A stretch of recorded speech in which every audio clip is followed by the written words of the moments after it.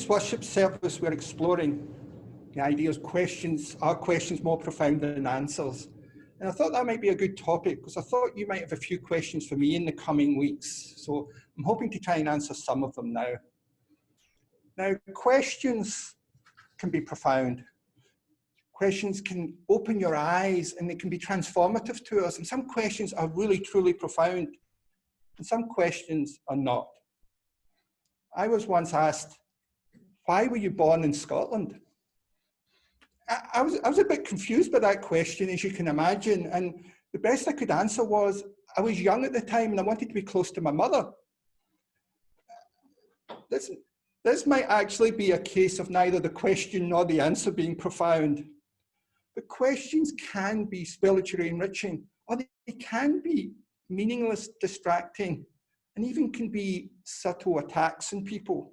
And that story I told for the Time for All Ages, that young boy wasn't asking questions out of curiosity.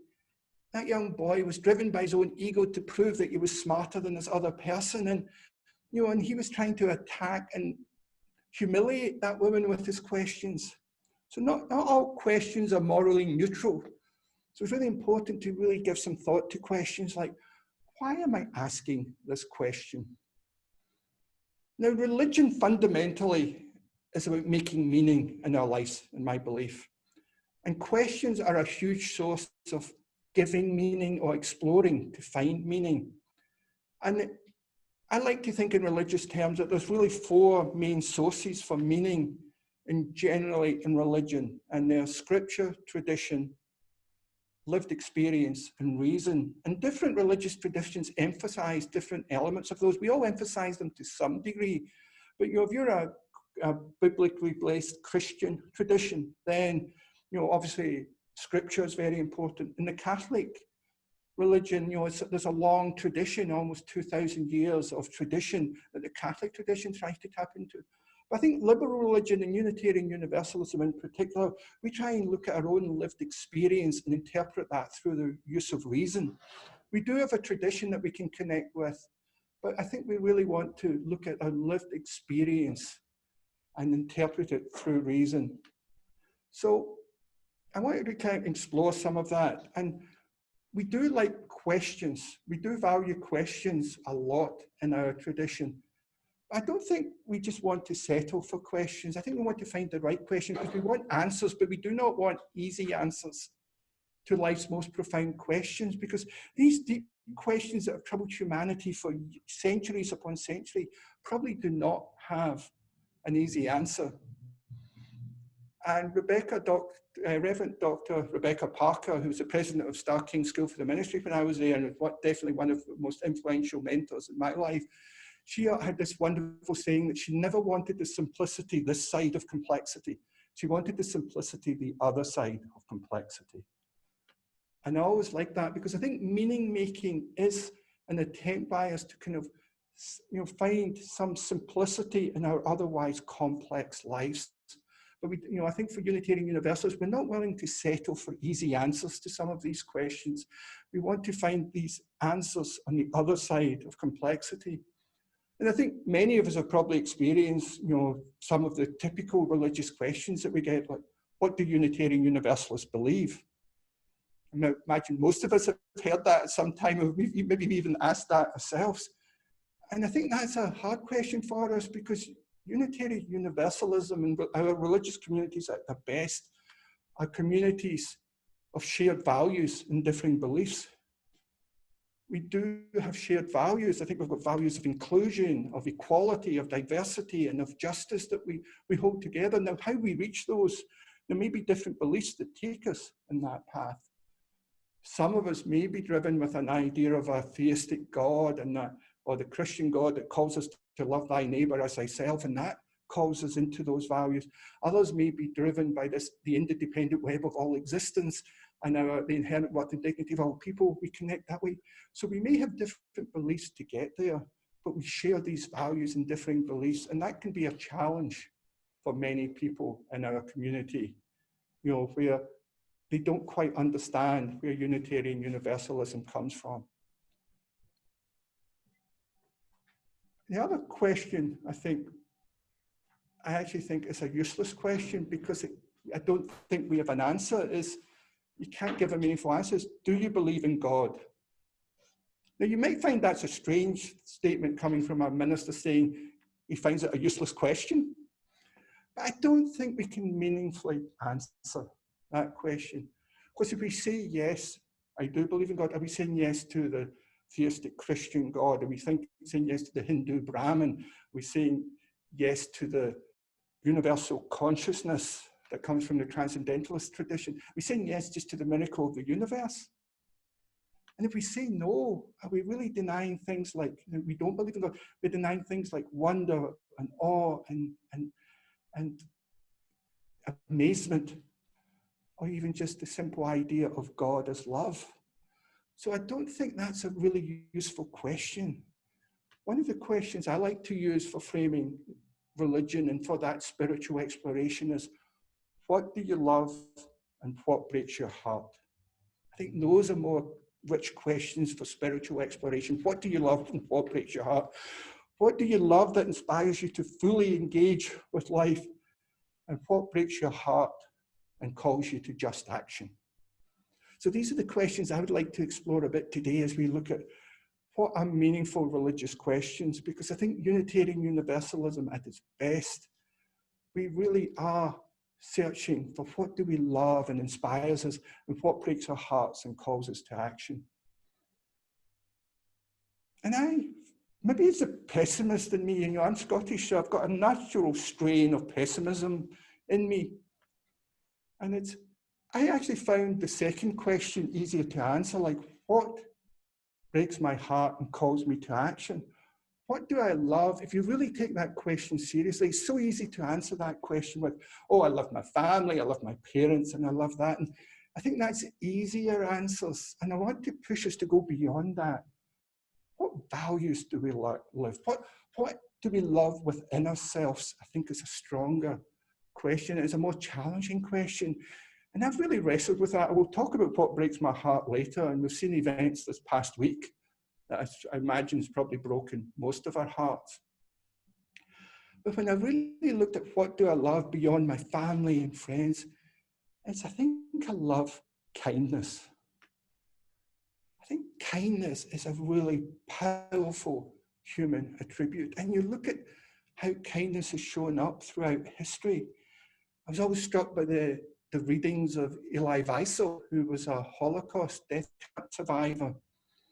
And in his book, Night, which is a tragic book in many ways, he always talks about how there was those people, those prisoners who, despite the despairing and desperate circumstances, were still able to show kindness to another prisoner. And he really said he noticed that those who were still be able to consider the other human being, show kindness, show love, show compassion to the other human beings, were actually the ones who were most likely to survive the camp. Because there was something in that that just enriched their spirit. Their generosity of spirit to others showed a generosity of spirit to themselves. And many of them were able to, survive those desperate circumstances. And I also talked to a friend of mine who struggles fairly severely with depression. And we often talk in religious terms about the idea of joy. And he says, like, when he's depressed, he can't go to joy. But what he tries to do to get himself, for him to cope and to manage his depression was to, show kindness to others. He said, I can manage kindness even when I can't find joy. I thought that was really powerful, because the idea of connecting to kindness when you're in a struggle, in difficult circumstances. And so good questions that I believe, like what do you love and what breaks your heart, can open up a spiritual exploration. And that's what we're looking for in the spiritual journey and the spiritual exploration that we're on together. And in the reading that Kathy just read, Frederick and Mary Ann Broussard said, questions are powerful allies in the spiritual journey. And I love that they're allies. They're not something that you're struggling with. They're partners in the spiritual journey. They stretch our mind, our body, and our soul, A very powerful question may not have an answer at the moment it is asked. It will sit rattling in the mind for days and weeks as the person works on an answer. If the seed is planted, the answer will grow. Questions are alive. And I think one of the strengths of good questions is they can help a group engage a topic and can shift the discussion. And it helps us explore things with curiosity and energy. And it can even help with those difficult situations in life where we can come at it from a place of curiosity rather than judgment. I think we see so many times, and I know I get into it myself when I watch the news or I hear things, I can easily slip into judgment. If I can just take a step back and not react from a place of judgment and respond from a place of curiosity, I think that can be really spiritually enriching. And it can even help us in a time of challenge, like my friend who struggled with depression, because he was able to find a path to kindness by asking the right question. And there's a beautiful story from Rachel Naomi Remen in her fabulous book, My Grandfather's Blessings, which kind of emphasizes this. And she's talking about this client of hers who was a young boy called David. He was 17, he was a teenager actually. And he had been diagnosed at 14 with juvenile diabetes. And as a youth hearing that diagnosis, he threw himself at that disease with the kind of passion of a caged animal. He's like, why is life like this? I do not deserve this pain and suffering. And he was despairing and he would not follow the diet. He would not take his medicine. And he just really tried to fight the juvenile diabetes head on. And he was suffering and he was in despair. And he was in counseling and he wasn't making any progress and his family was worried about him. And then one time he had this dream and he was in this room and he saw this picture of the Buddha. Now, David wasn't religious, but he lived in California, so he knew what the Buddha looked like. And he saw this picture of the Buddha, and it was a young Buddha. It wasn't the older Buddha, it was a Buddha like a young man, maybe like his age. So he felt a special connection with this image of the Buddha. And he felt, for the first time in a long time, he felt a sense of comfort. He could feel himself relaxing. And then all of a sudden, over his shoulder came a knife and it went into the Buddha's heart. And he felt that despair arise in him again. Why is life like this? He felt the same pain when he got diagnosed with juvenile diabetes, and he felt that diagnosis piercing his heart. He felt the same pain. But then he noticed that the image of the Buddha, the expression in the face did not change. It remained passive and calm. And then just imperceptibly, he noticed that the image of the Buddha was starting to grow. But the knife remained the same size. And the Buddha continued to grow and continued to grow until the knife was but a speck on the Buddha's heart. And then David recognized that that was the Buddha's response to the knife, was to grow his heart, to grow his body in response to it. And David realized that's what he could do with his diagnosis of juvenile diabetes. He could grow his capacity for love, grow his capacity for compassion, grow his capacity for kindness. And I love that story because it starts off with the question, why is life like this? And then it ends with the question like, how do I respond to the suffering and hardship that I see in life?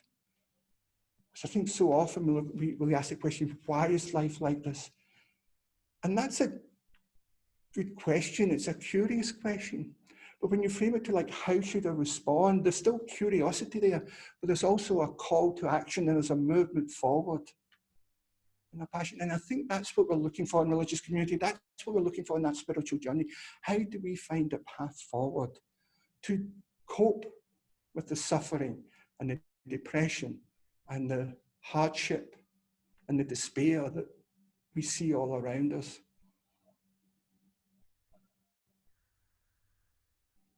So I invite you to think about, what questions do you have to help yourself grow? What do you love in your life, love within yourself, that challenges you to nurture yourself into growth? And then the second part of the question is, what breaks your heart and calls you to action? And as I mentioned earlier, we focus in Unitarian Universalists on the lived experience, our own lived experience, the lived experience within a religious community, and the lived experience of those around us. And I'm sure many of you are like me, like we're all a bit heartbroken with the events in Minneapolis this week. The death of George Floyd at the hands of the police. And that would be painful in itself, but it's yet one more case of a person of color, especially an African American, unarmed and dying at the hands of the law enforcement agencies. And that breaks our heart because we feel somewhat responsible. That is not what we expect of our police officers. And many of you who are older like me probably remember seeing the video of Rodney King back in the early 90s of the police beating him. And it was one of the first times I had seen a video like that. And regardless of the circumstances, it's not what we expect of our officers who we believe are sworn to protect and serve. And we realize this is just an ongoing history of discrimination and oppression of people of color and of people who have been historically marginalized. And that breaks our heart. When here in Austin, I'm in Austin, Texas right now, there was an unarmed man, Michael Ramos, that was shot by the police this past April. Then we saw in Georgia, Ahmaud Arbery jogging and being chased by a former policeman and murdered by that former policeman's son. And then I looked at this, I haven't watched the video of George Floyd, but I hear he was asking, I can't breathe. And I'm sure, why did the police not connect that to Eric Gardner with his I can't breathe? That's just heartbreaking that there's a repetition of these unarmed, predominantly men of color, dying at the hands of our law enforcement. And Albert Einstein said, the problems we have cannot be solved by the same level of thinking that created them.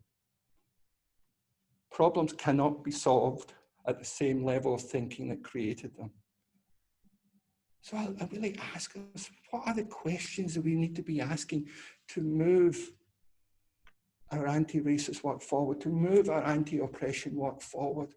Because I think it breaks our heart. And our Unitarian Universalist tradition calls us to justice, and we share values of trust, and we want to move forward with this. But we look at this long history of racism in our country and throughout the world. How can we move that forward?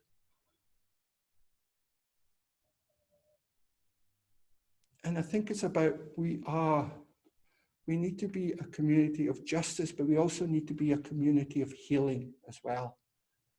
And there's a story with the Buddhist tradition where the Buddha is walking down this kind of isolated path, and he gets jumped on by this bandit, Angulimala. And Angulimala says, please give me all your money before I kill you.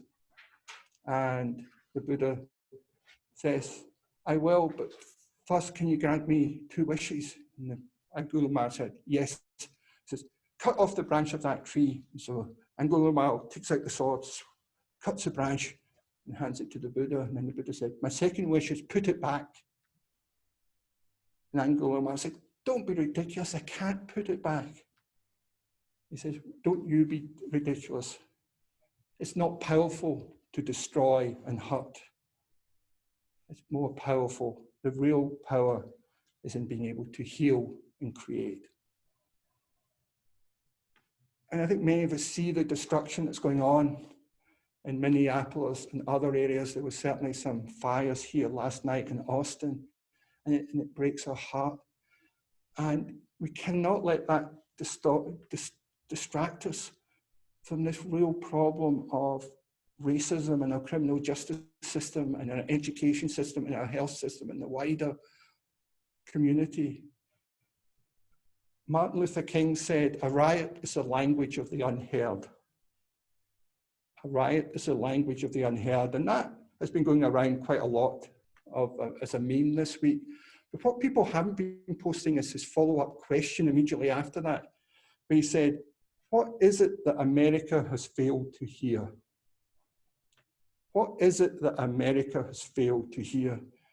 And he goes on to say, and these are the words of Martin Luther King Jr., "has failed to hear the plight of the Negro poor has worsened over the last few years, and has failed to hear that the promises of freedom and justice have not been met." And he said those words over 50 years ago, and that question over 50 years ago, and it still rings true to me. What is it that America is failing to hear from the historically marginalized group in our society? And I think Unitarian Universalism seeks to be in partnership with these groups, amplifying their voices and working and creating power in partnership to do our part to address these injustices. So when you hear, when you watch the news, when you see these riots, what questions are you asking yourself? What's the language are you hearing from this? When you hear the African American community leaders angry at this happening once again and nothing seems to be changing, because we can pick Minneapolis, or we could pick Ferguson, we could pick Oakland, California, we could pick East Palo Alto, we can pick all these places, and the problems are the same. They're not really unique. How can we engage? What questions can we ask ourselves, not as an intellectual exercise of curiosity, but how can we tap into a curiosity that motivates us to take action? So maybe the question is, how am I feeling about this today in this moment, and how do I wish to respond to my neighbour's suffering and hardship? That takes us to a different place, because it's giving us a path forward. How do you wish to respond? How do you wish to respond as individuals, as families, as a religious community, as Unitarian Universalist Fellowship of Redwood City? How do we want to respond to that? Because I think these questions can both give us the energy and the motivation, as well as a path forward. And while racism breaks my heart, what really breaks my heart it's even bigger than racism. It's the violence in our world, be it emotional or be it physical in our world. Yes, it includes the police violence and it includes racism, but violence is so much bigger. You see the rise in domestic violence that's been happening during this COVID-19 shutdown that many are struggling with. That breaks my heart. You see the gun violence and the school shootings and no change is happening there. That breaks my heart. So in the bigger mission, I think for me as a religious leader, and I invite you to consider as the UU Fellowship of Redwood City, how can we address violence in the world? And how do I want to respond to violence in the world, be it emotional or be it physical? Because that really breaks my heart. I invite you to reflect, like, what is it? What breaks your heart at a really deep, profound level? And I think if you're stuck with answering it, try and find another question, try and find another perspective to go in there. Because I think that's what we're called to do as Unitarian Universalists, is to find that path forward.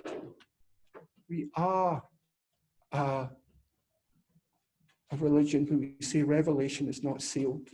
The sacred, the divine, keeps exposing itself. It was not defined 2,000 years ago. So like the story that I told from Rachel Naomi Remen, my response to the violence of the world is to grow in my capacity of love, compassion and kindness for the world, grow my heart, grow my spirit, grow my soul, and hope, because that is how I need to respond to the grief and trauma of our present circumstance. I think you can only respond to grief and trauma if you can find a path of hope. Otherwise, we are just coping our way through it. So I want to, like the Buddha there, with that 9 foot, I want to grow in my capacity for love. I want to grow in my capacity for compassion, and I want to grow in my compassion, in my capacity for kindness. Because even in the difficult times we're experiencing right now with the COVID-19 and the upheaval in many of our neighbourhoods, good questions invite and challenge us to reflect at a deeper level, and not settling for these easy, trite answers, but exploring at a deeper level to find a path forward for us within our soul, within our spirit, and within the emotions that we have of sadness, of anger, of disappointment.